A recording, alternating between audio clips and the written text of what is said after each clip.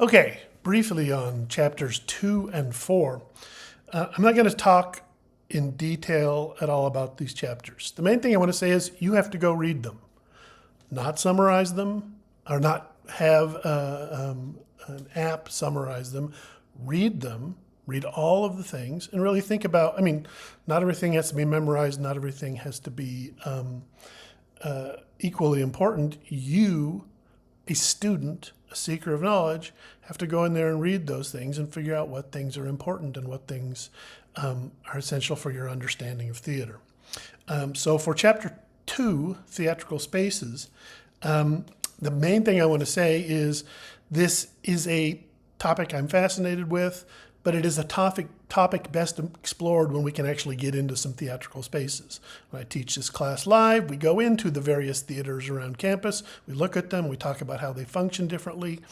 Our main theater at CRC in the theater department is a black box theater that can be configured a variety of different ways, sort of a modified proscenium or a thrust, or you could even do it completely in the round.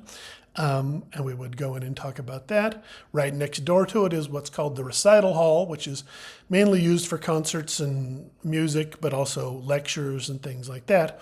But it is in the shape, at least, of a traditional proscenium theater.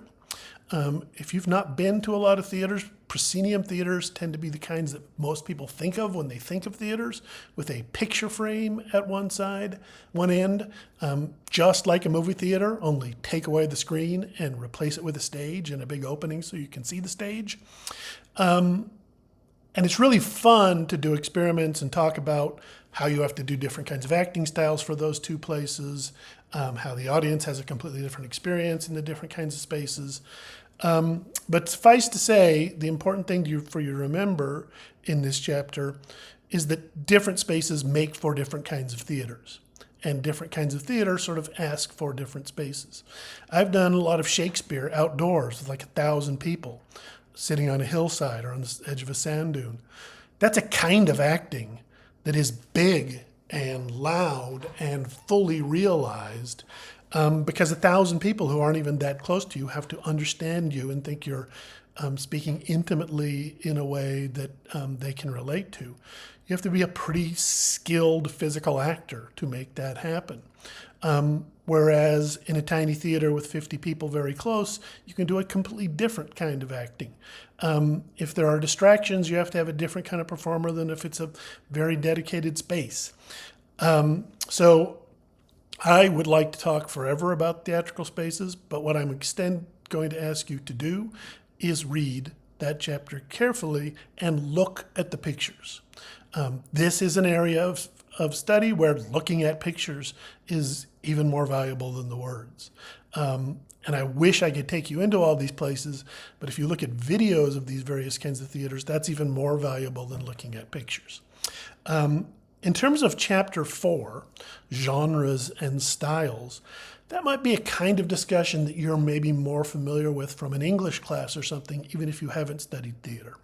But the key point I want you to remember here is that our dividing things up into genres and styles, like saying, well, there's movies, but we would divide them into horror movies and superhero movies and rom-coms and musicals and heavy Oscar-type dramas and silly comedies.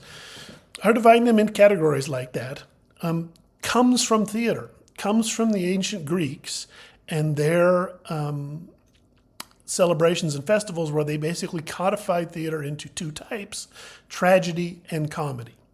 And we'll talk a little bit about the Greeks here. Sometimes in theater class, the Greeks get talked about too much, and the rest of the world, which has also done interesting, fascinating things in the history of theater, kind of get ignored. But the Greeks are important to our Western tradition. Every time you turn on a television set, every time you watch something on YouTube, you are watching a direct descendant of Greek theater because we are in the West, and that is where our theater comes from. The Greeks to the Romans, to the medieval period in Europe, to Shakespeare, and then on down to a whole bunch of other places. That lineage is clear. It's not the only lineage. We now live in a world that is international and where there's influences from all over the place. But that is our clear lineage. So the Greeks had tragedy and comedy. And then they had the new comedy, and Aristotle wrote about these things.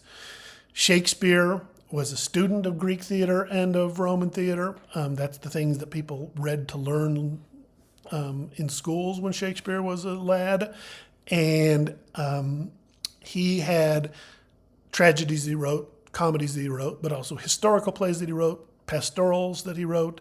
And that tradition of dividing things into genres and categorizing them has carried on today through all sorts of things. So it became the thing to categorize novels and music and just about everything. So you can say, I'm a rock fan, but more of a punk rock fan than a metal fan, and really dig down on how you categorize yourself as a music fan.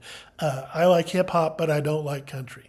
I read novels, but I mainly read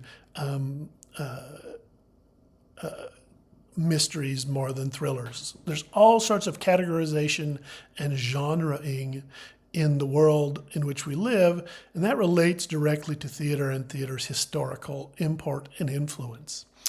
So that's another chapter that I just want you to read carefully, to look at all those genres and styles that they mention, decide which of them you think really apply and which of them don't. And we'll talk, both of those things, theatrical spaces and genres and styles, will come up during the rest of this class. But you will have avoided watching a whole lecture about them. You're either lucky or unlucky, depending on your point of view.